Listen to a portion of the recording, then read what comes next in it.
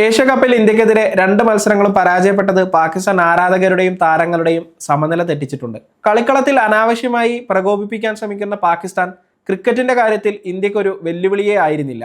ദുബായിലെ ആ മത്സരത്തെക്കുറിച്ച് ഒരിക്കൽ കൂടി നമുക്ക് ചർച്ച ചെയ്യേണ്ടി വരുന്നതിന് കാരണം മുൻ പാക് താരം ഷുഹൈബ് അക്തറാണ്. ഇന്ത്യക്കെതിരെ ആദ്യം ബാറ്റ് ചെയ്ത പാകിസ്ഥാൻ 10 ഓവറിൽ 90-ലധികം റൺസ് എടുത്ത് മികച്ച നിലയിലായിരുന്നു. 200-ലധികം റൺസ് നേടാൻ അവർക്ക് സാധ്യതയുണ്ടായിരുന്നു.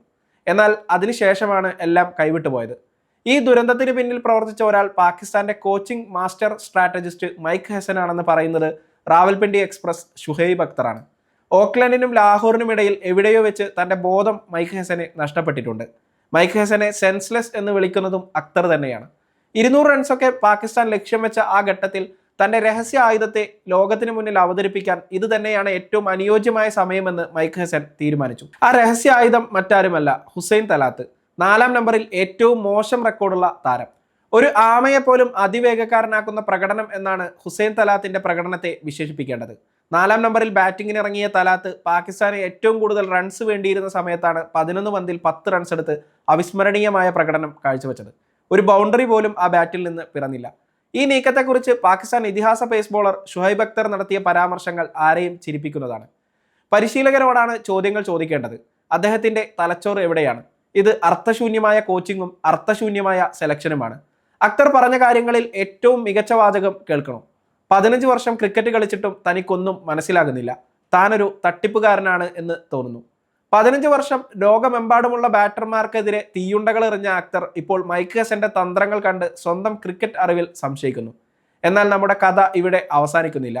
ഷുഹൈബ് അക്തറിന്റെ പോസ്റ്റ്മോർട്ടം പ്രസംഗം തുടരുന്നു. പാകിസ്ഥാൻ ടീമിനെ എങ്ങനെ രക്ഷിക്കാമെന്ന് അവതാരകൻ ചോദിച്ചപ്പോൾ അക്തർ തന്റെ വിഖ്യാതമായ 20 സെലക്ടർ പരിഹാരം മുന്നോട്ട് വെച്ചു. ഒരു സെലക്ടർക്ക് ടീമിനെ തിരഞ്ഞെടുക്കാൻ കഴിയുന്നില്ലെങ്കിൽ 20 സെലക്ടർമാരെ നിയമിക്കുക. എല്ലാവർക്കും ഓരോ താരത്തെ വെച്ച് തിരഞ്ഞെടുക്കാം. ഇതാണ് അക്തറിന്റെ ചരിത്രപരമായ നിർദ്ദേശം. എന്തൊരു വിപ്ലവകരമായ പരിഹാരമല്ലേ? ഇന്ത്യക്കെതിരെ പരാജയപ്പെട്ടിട്ടും ചില ഘട്ടങ്ങളിൽ പാക് താരങ്ങൾ നടത്തിയ പ്രകോപനപരമായ നീക്കങ്ങൾ നോക്കി അടിപൊളിയെന്ന് കൈയടിക്കുന്നവർ മാത്രമല്ല, കോച്ചിനെ തലച്ചോറില്ലാത്തവരെന്ന് വിളിക്കുന്നവരും പാക് ക്രിക്കറ്റിലുണ്ടെന്ന് അക്തറിന്റെ വാക്കുകളിൽ നിന്ന് വ്യക്തമാകുന്നു. തോൽക്കുന്ന ഫോർമുല എന്തിനാണ് മാറ്റുന്നത്? അവർ പ്രകോപനപരമായ ആംഗ്യങ്ങൾ പുറത്തെടുക്കുന്നുണ്ടല്ലോ എന്നൊരു വിഭാഗം ചോദിക്കുന്നു.